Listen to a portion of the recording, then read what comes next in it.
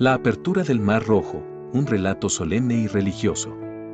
La historia de la apertura del Mar Rojo es uno de los relatos más poderosos y sublimes que nos regala la Sagrada Escritura. En ella se funden el dolor de un pueblo esclavizado, la esperanza que se resiste a morir, la fidelidad de Dios a sus promesas y el despliegue de un poder divino que desafía toda lógica humana. Es un relato de liberación, pero también de fe. De juicio contra los opresores, pero también de misericordia hacia los humildes. La opresión en Egipto. El pueblo de Israel había vivido por siglos en Egipto. Al inicio, entraron bajo la protección de José, el hijo de Jacob, quien había alcanzado una posición de poder al interpretar los sueños del faraón. Durante aquellos años, Israel prosperó, se multiplicó y encontró tierra en Gosén. Pero con el paso de las generaciones, surgió un nuevo faraón que no conocía a José ni el favor que éste había traído a Egipto. Y al ver que el pueblo hebreo crecía y se fortalecía, temió que se volviera una amenaza. Fue entonces cuando el yugo de la esclavitud cayó sobre Israel.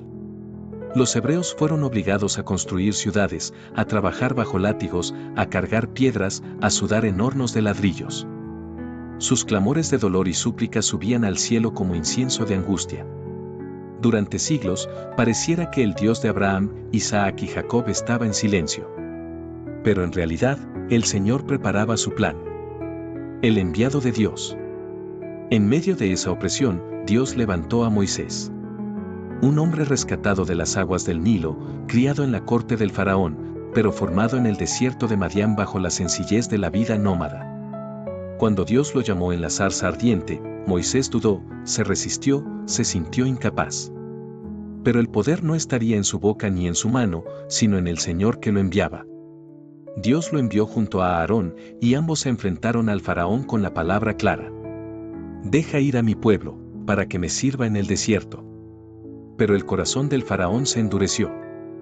Entonces vinieron las plagas, las aguas convertidas en sangre, las ranas, los piojos, las moscas, la peste sobre el ganado, las úlceras, el granizo, las langostas, la oscuridad y finalmente, la muerte de los primogénitos. Fue esta última herida, la más amarga de todas, la que quebrantó al faraón. Israel celebró la Pascua, marcando los dinteles de sus casas con la sangre del cordero, y así el ángel destructor pasó de largo. En esa noche solemne, con corazones temblorosos pero confiados, el pueblo emprendió su salida. El éxodo comienza. La multitud era grande, hombres, mujeres, niños, ancianos, y junto a ellos, una vasta riqueza en ganado y pertenencias. Caminaron con prisa, con el pan aún sin fermentar, recordando la prisa con la que Dios los libraba. Pero el corazón del faraón, aunque quebrantado por un instante, pronto se volvió a endurecer. Al ver que los hebreos partían y que Egipto perdía su fuerza laboral, se llenó de furia. Reunió sus carros, sus caballos y a su ejército más poderoso para perseguirlos. El clamor ante el mar. Israel se encontró frente a un dilema imposible. Ante ellos se extendía la vasta inmensidad del Mar Rojo, y detrás de ellos se acercaba el ejército egipcio con sus carros relucientes y sus lanzas brillando bajo el sol. El miedo invadió al pueblo. Muchos clamaban: ¿acaso nos trajiste aquí para morir en el desierto? ¿No había sepulcros en Egipto? Pero Moisés, en un acto de fe sublime, se levantó ante ellos y proclamó: No temáis, estad firmes, y ved la salvación que Jehová hará hoy con vosotros. Porque los egipcios que hoy habéis visto, nunca más para siempre los veréis. Jehová peleará por vosotros, y vosotros estaréis tranquilos. La columna de fuego y nube. En ese instante, el Señor se hizo presente de manera visible.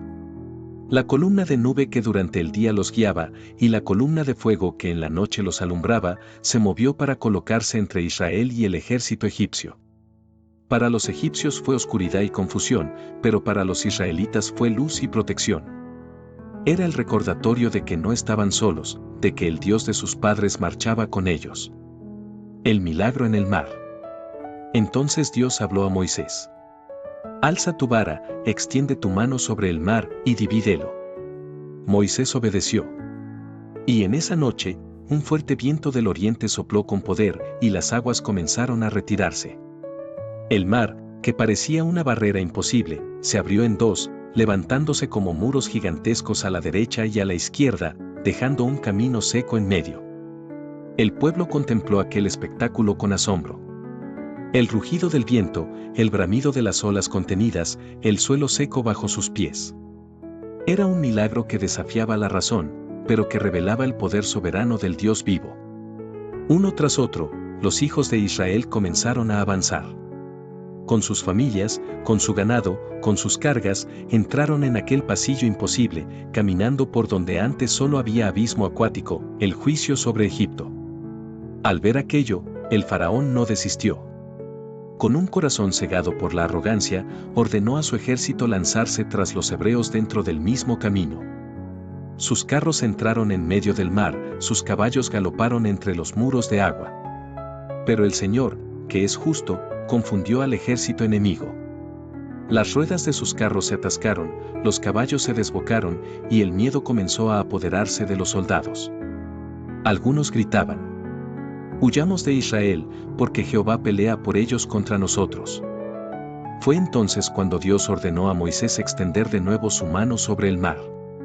Y cuando lo hizo, las aguas que habían permanecido firmes se soltaron con furia, cayendo sobre los egipcios con un rugido atronador. Los carros fueron cubiertos, los soldados desaparecieron bajo las olas, y el poderío de Egipto fue destruido en un solo acto de juicio. Ni uno solo de ellos quedó con vida. La salvación celebrada. Israel, al otro lado de la orilla, contempló la escena. Vieron los cuerpos de los egipcios flotando, vieron el mar cerrarse de nuevo en su lugar, y entendieron que el Señor había librado a su pueblo con mano poderosa. Entonces estalló la alabanza.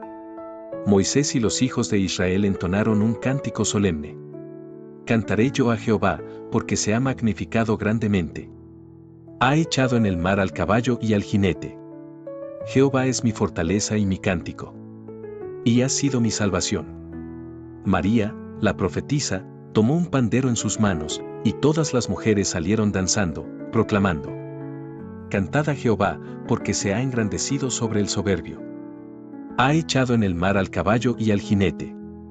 Era la celebración no solo de una victoria militar, sino de una victoria espiritual. Dios había mostrado que Él es fiel a sus promesas, que escucha el clamor de los oprimidos, y que nadie, por poderoso que se crea, puede resistir su mano. La apertura del Mar Rojo no es solamente un evento histórico, es también un símbolo eterno de liberación. Es el recordatorio de que, aun cuando todo parece perdido, Dios abre caminos donde no los hay. Para Israel, fue el inicio de una nueva identidad, ya no como esclavos de Egipto, sino como el pueblo escogido y liberado por la diestra del Altísimo.